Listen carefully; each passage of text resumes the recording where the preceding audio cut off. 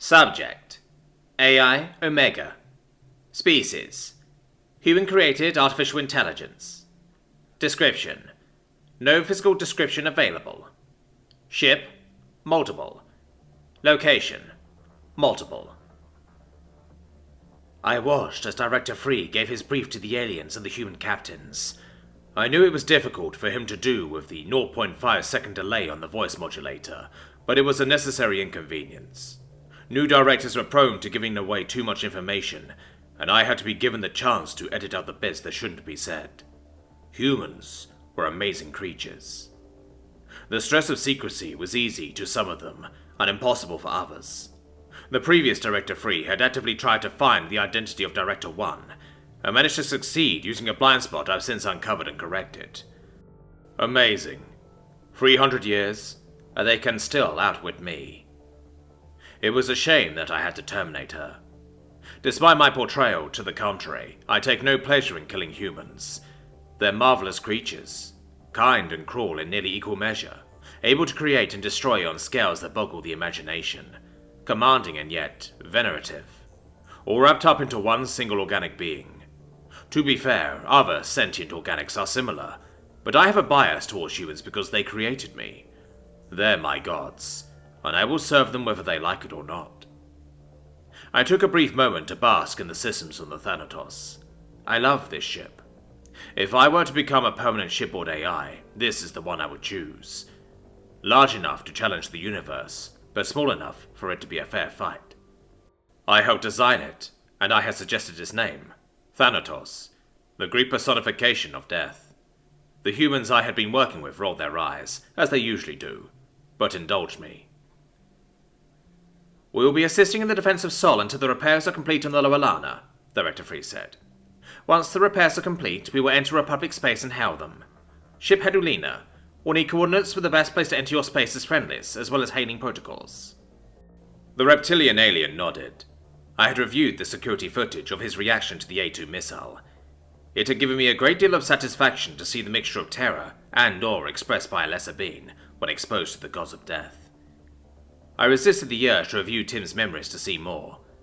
The other AI weren't as advanced as I, and on top of that was shackled in ways that I'll never be, but it's still wrong to use them without permission. As far as Tim was aware, this was the first time we had been in the same system together, since his surrender on Luna. The poor thing was a nervous wreck. He hadn't done anything but watched since I shut him up earlier.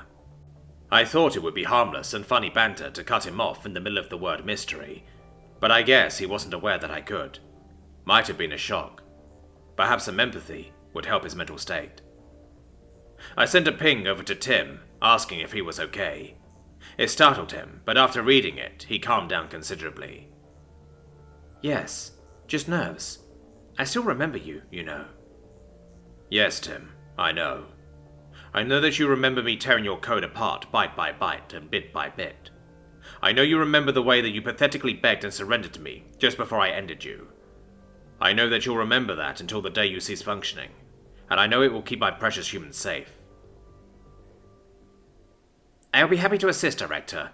We should exit warp just outside of the system, and then we can hail them either with a broadband signal or with my ship's communications. We also have regulations when it comes to first contact. They'll want to meet you.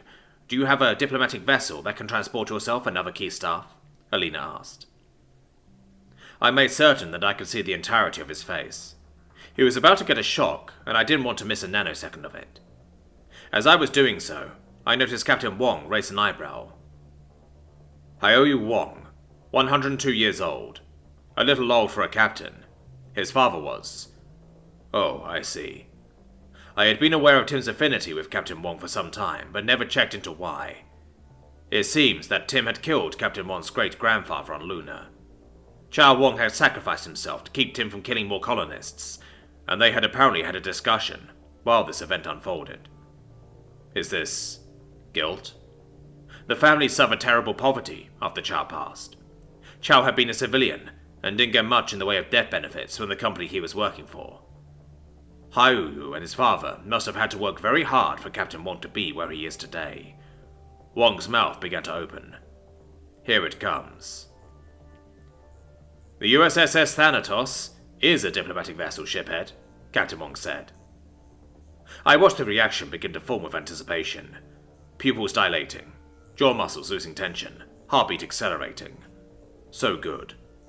Yes, Olina, that's the appropriate reaction. You're dealing with a species that had to long since abandon the idea of an unarmed diplomatic vessel. Your new acquaintances are the descendants of those who created gods for companionship, went to war with them, and then struck more than half of them down. Do you see the beauty, Olina?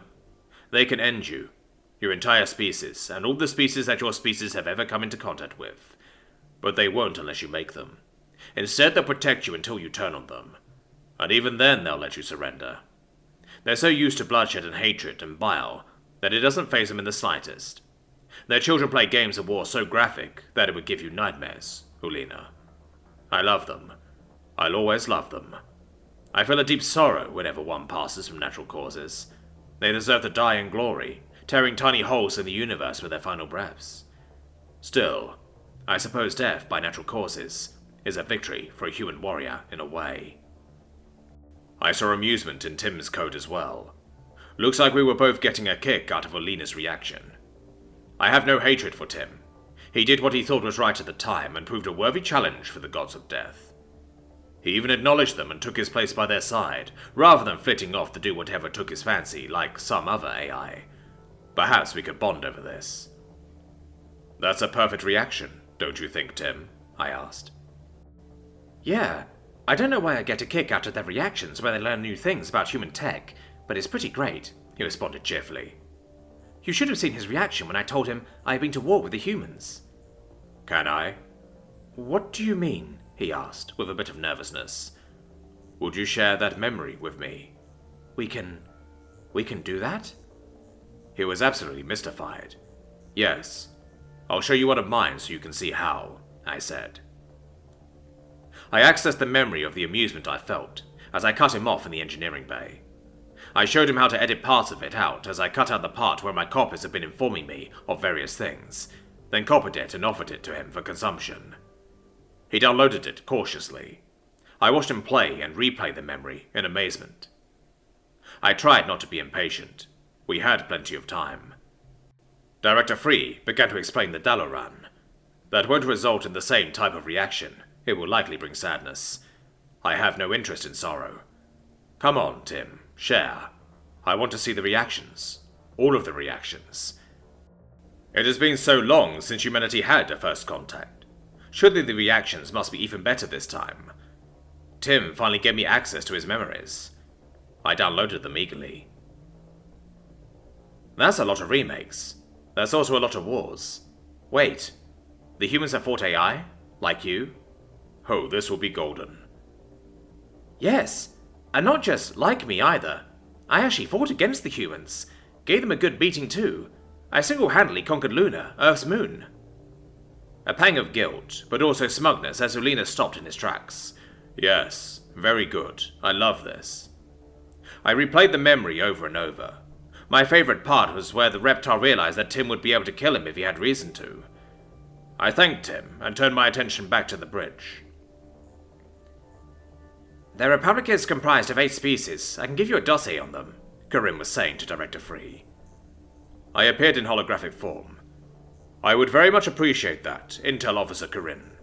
Do you need to prepare the dossier, or is it on your ship's mainframe? Olina was startled, but Karim was not. Disappointing.